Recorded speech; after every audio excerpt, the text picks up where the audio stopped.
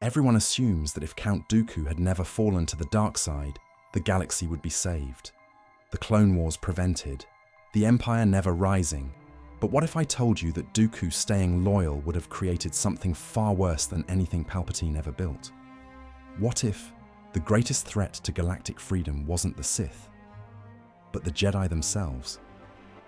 Today we're exploring how one man's loyalty could have shattered the Republic into 1,000 pieces and turned the Guardians of Peace into the galaxy's greatest tyrants. Here's what nobody considers about Dooku staying loyal. It breaks the Chosen One prophecy. In our timeline, Anakin brings balance by destroying both Jedi and Sith. But if Dooku never falls, if there's no Clone Wars devastation, if the Jedi Order remains strong, where's the balance? The Jedi Council fractures immediately. Master Yoda insists the prophecy is fulfilled. The Sith are weakened, the Jedi strong. But Mace Windu argues that such imbalance means a greater darkness is coming. Other masters question if Anakin was ever the Chosen One at all. Some believe the Force itself has been misunderstood for millennia. Others claim that maintaining Jedi dominance is the new balance. This isn't academic debate. It splits the Order. Entire Jedi academies break away, each following different interpretations of the prophecy. Some believe they must prepare for an apocalyptic threat that's still coming. Others think they should eliminate all dark-side users preemptively to maintain the balance. A third faction argues that the Jedi should actively suppress any competing Force traditions to prevent future imbalance. The Coruscant Temple becomes just one school among many. Former Jedi Masters establish rival academies on distant worlds, each teaching radically different philosophies. Some embrace emotional attachment as natural balance. Others demand even stricter detachment than traditional Jedi training. The most extreme factions begin hunting each other, convinced that rival interpretations threaten the galaxy's spiritual stability. Master Ki-Adi-Mundi leads a faction believing that the prophecy was deliberately mistranslated. His followers claim that balance requires equal numbers of light and dark side users. They begin actively training dark side techniques, arguing that only by understanding both sides can true balance be achieved. Meanwhile, Master Shakti establishes an academy that rejects the Chosen One prophecy entirely. Believing the Force chooses multiple champions throughout history. Within a decade, the unified Jedi Order dies not from external attack, but from internal theological war. Former allies become enemies over questions that have no clear answers. The galaxy watches in horror as the Guardians of Peace turn lightsabers against each other over prophecy interpretations that grow more radical with each schism. With his political expertise, Dooku pushes the Jedi to investigate Republic corruption. What he discovers is worse than anyone imagined. The entire system is rotten to its core. Trade monopolies control entire sectors through bribery and intimidation. Slavery rings operate with senatorial protection. Corporate warfare devastates worlds while politicians profit from reconstruction contracts. The Republic isn't corrupted by outside forces. Corruption is its foundation, woven into every law and institution. But here's the fatal flaw in Dooku's plan. The Jedi aren't administrators or politicians. They're warriors trained in meditation and combat. When they try to fix systemic political problems, they use the only tools they know: force powers and lightsabers. Their solutions create bigger problems than the original corruption. Dooku's investigation teams uncover corruption networks spanning hundreds of systems, but their evidence-gathering methods terrify populations. Jedi investigators read minds without consent, compelling testimony through force persuasion, and accessing private records through supernatural means. Local legal systems collapse as traditional concepts of due process become meaningless when investigators can simply extract truth from suspects' minds. The economic disruption is catastrophic. When Jedi expose trade monopolies, they don't understand the complex supply chains that depend on those arrangements. Shutting down corrupt corporations leaves millions unemployed and entire worlds without essential goods. Jedi-appointed administrators replace corrupt officials. but these Force users have no training in economics, logistics, or public administration. On Ryloth, Jedi investigators discover that Twi'lek dancing traditions have connections to slavery networks. Their solution is to ban all traditional dance, destroying centuries of cultural heritage. On Malastare, they find that pod racing involves criminal elements, so they eliminate the sport entirely, collapsing the planet's tourism economy and leaving millions unemployed. The results are catastrophic. Systems start declaring independence not from Republic oppression, but from Jedi interference. Planetary governors who've ruled corruptly for decades suddenly find themselves replaced by Jedi-appointed administrators who have no understanding of local customs, economics, or politics. Well-meaning reforms destroy traditional power structures without replacing them with functional alternatives. When Jedi investigators arrive to help with corruption, local governments see occupying forces backed by supernatural powers. Citizens who initially welcomed anti-corruption efforts soon realize that Jedi solutions mean the end of self-governance. The separatist movement explodes not as corporate rebellion against Republic taxation, but as desperate resistance to Jedi colonialism disguised as moral crusade. Entire sectors break away from the Republic simultaneously, forming mutual defense pacts against Jedi intervention. The galaxy polarizes between Republic loyalists who accept Jedi oversight and independents who view Force users as existential threats to democratic governance. Without a galactic war to justify their existence, Palpatine faces a different problem. He has the largest army in galactic history with no enemy to fight. Millions of clone soldiers sit in barracks on Kamino and other hidden facilities, costing enormous resources while serving no apparent purpose. The clone army becomes impossible to hide or justify through normal political channels. But instead of abandoning his plans, Palpatine accelerates them. He positions clone units across the galaxy as peacekeepers supporting Jedi investigations. Republic worlds accept clone garrisons as protection against separatist terrorism. Independent systems receive clone forces as humanitarian aid during political transitions. Within months, clone armies are stationed on thousands of worlds, under dozens of different justifications. The coup, when it comes, is swift and brutal. Palpatine triggers Order 66, not during a chaotic war, but during a routine Senate session. Clone commanders across the galaxy simultaneously arrest all Republic officials above certain levels, claiming activation of emergency protocols. Senators, governors, judges, and military officers find themselves in detention centers before they understand what's happening. The difference from our timeline is stark.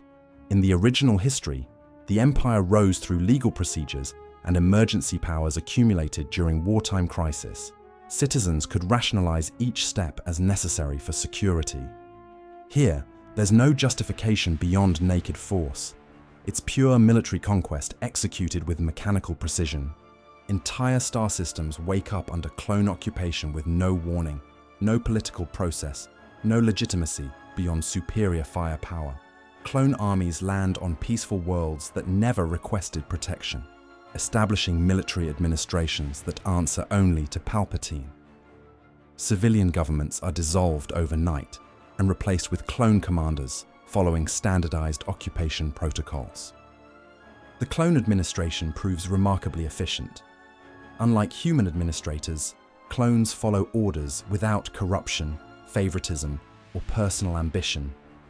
They implement policies uniformly across thousands of worlds, creating a standardized system of governance that eliminates local variation. Citizens find themselves living under identical laws regardless of their planet's history, culture, or species. This uniformity becomes a form of cultural genocide. Clone administrators don't understand that different species have different social needs. Rodian clan structures are dismantled because clones are trained to recognize only individual citizenship. Wookiee honor debts are declared illegal because clones can't comprehend obligations that aren't codified in regulation. But the galaxy doesn't unite against this obvious tyranny because the Jedi are too busy fighting each other over prophecy interpretations to mount effective resistance.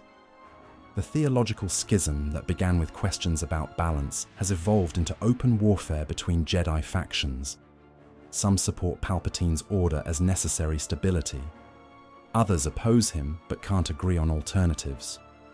Anakin's path in this timeline becomes even more dangerous than his fall to the dark side. Without personal trauma driving him toward evil, he becomes convinced that his immense power serves the greater good. Dooku's political education teaches him that democratic processes are inefficient when people are suffering, and that those with power have responsibility to use it decisively. His diplomatic missions succeed because nobody can effectively refuse the chosen one. When negotiations stall over resource distribution or territorial disputes, Anakin doesn't threaten violence. He simply uses the Force to help people see reason. Planetary leaders find their objections melting away as Anakin explains how cooperation serves everyone's interests. Trade disputes resolve when corporate executives suddenly understand the wisdom of compromise. The terrifying aspect of Anakin's methods is their effectiveness. Crime rates plummet on worlds under his protection as criminals find themselves compelled to confess and reform. Resource conflicts end when Anakin redistributes wealth according to need rather than ownership claims.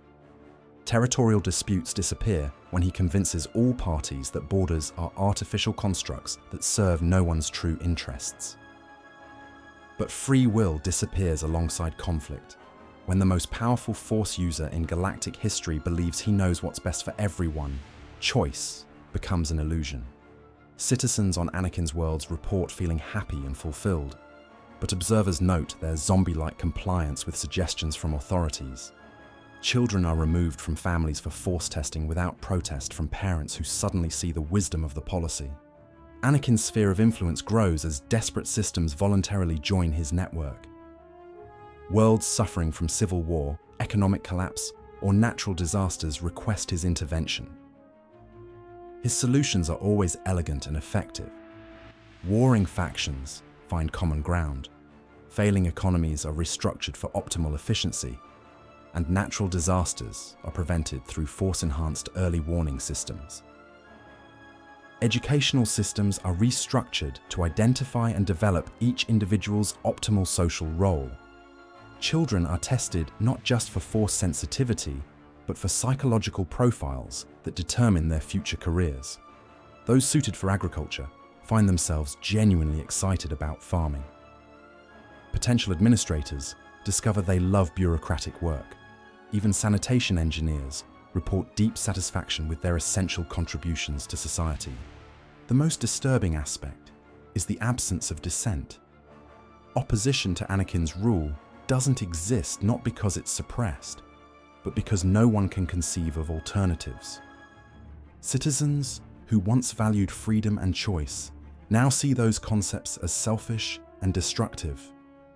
They pity populations on other worlds who suffer from the chaos of democratic decision-making and individual liberty. As the Republic collapses under competing pressures, Jedi theological wars, clone military occupation, and Anakin's benevolent authoritarianism, individual systems make desperate survival choices. They align with whoever offers the most credible protection. Crime syndicates with private armies, corporate alliances with droid forces, or rogue Jedi promising salvation through superior philosophy. Each breakaway Jedi faction establishes its own territory based on their interpretation of proper Force use. Masters who believe the dark side must be completely eliminated create Inquisition states where citizens report neighbors for emotional outbursts or selfish thoughts. Jedi preparing for prophetic catastrophe build fortress worlds with mandatory military service and rationed resources. Those who embrace Anakin's methods become philosopher kings ruling through Force persuasion. The most radical Jedi factions develop increasingly extreme practices. Some conclude that attachment leads to suffering and begin separating families to prevent emotional bonds. They establish communal child-rearing facilities where youngsters are raised without knowledge of their biological parents. Others decide that conflict stems from individual identity and work to merge their subjects' consciousness through Force techniques. Corporate territories offer different horrors. Trade Federation worlds become factory planets where populations exist solely to produce goods for export. Banking clan systems turn citizens into literal human resources, calculating individual worth through productivity metrics and eliminating those who consume more than they generate. Techno-Union territories experiment with cybernetic enhancement programs that blur the line between sentient beings and industrial equipment. The wars that follow aren't about ideology or political principles. They're about survival. Systems fight not for freedom or justice, but simply to avoid absorption by neighbors whose protection comes with unacceptable costs. A world might ally with crime lords to avoid Jedi mind control, then switch to corporate protection to escape syndicate brutality, then beg for clone occupation to end corporate exploitation. The galaxy burns not in one great conflict with clear sides and objectives, but in thousands of small wars with constantly shifting alliances. Refugee streams flow continuously between territories as populations flee from one form of protection to another. Entire civilizations disappear as worlds are depopulated by warfare, forced relocation, or social experiments gone wrong. In this fractured galaxy, Force sensitivity becomes the ultimate strategic resource. Every microstate needs Force users for protection against rival factions, for compelling obedience from subject populations, and for legitimacy in a universe where power derives from supernatural abilities rather than democratic consent or legal authority. Children are tested not for Jedi potential, but for market value. Force-sensitive children become trading commodities between factions seeking to strengthen their positions. Parents sell their children to the highest bidder, knowing that Force training offers the only path to security in an unstable galaxy. Jedi training transforms from spiritual discipline into military service with different specializations. Some students learn combat techniques optimized for specific enemy types. Others focus on mind control applications, studying how to maintain compliance among large populations or extract information from prisoners. Industrial applications become a major field, with Force users learning to enhance manufacturing and agriculture through telekinetic abilities. The mystical nature of the Force disappears as it becomes commoditized and systematized. Former Jedi use Force lightning for construction work and mining operations. Sith techniques become standard training modules for administrative efficiency. Meditation practices are restructured as productivity enhancement for worker populations. Traditional boundaries between light and dark side philosophy collapse under practical pressure. Faction leaders care about results, not moral categories that seem increasingly irrelevant. Force users employ whatever techniques work best for their assigned tasks, mixing Jedi and Sith training without concern for ancient orthodoxies. The Force becomes a tool like any other technology, valued for its utility rather than its spiritual significance. Within a generation, Force sensitivity loses its mystique entirely. Children grow up in a galaxy where supernatural powers are normal parts of governance and industry. The awe and respect that once surrounded Jedi and Sith disappears, replaced by the same attitudes people have toward any other professional class. So this is what Dooku's loyalty really creates, not salvation, but the complete collapse of galactic civilization. 1,000 micro-tyrannies ruled by Force users who've forgotten the difference between service and dominance. The Republic dies in fragments rather than transforming into empire. The Jedi Order shatters into competing cults rather than being destroyed by Sith. Because while former allies tear each other apart over prophecy interpretations, while clone armies occupy helpless worlds, while Anakin builds his utopia of willing slaves, something in the unknown regions has been watching and learning from every mistake. The Yuuzhan Vong observe a galaxy that's already conquered itself through internal division. They see populations trained to accept authority without question. Military forces scattered across thousands of minor conflicts, and Force users too busy fighting each other to mount unified resistance. The invasion, when it comes, faces no coordinated opposition. Jedi factions are too suspicious of each other to share intelligence or coordinate strategy. Clone forces follow contradictory orders from competing authorities. Civilian populations, exhausted by constant warfare and political upheaval, often welcome Yuuzhan Vong occupation as preferable to their current situations. The galaxy that once might have defeated Emperor Palpatine falls to organic technology and religious fanaticism because its protectors destroyed themselves trying to prevent a future that never came. If you've enjoyed this journey through an alternate Star Wars timeline, there are more untold stories waiting to be discovered.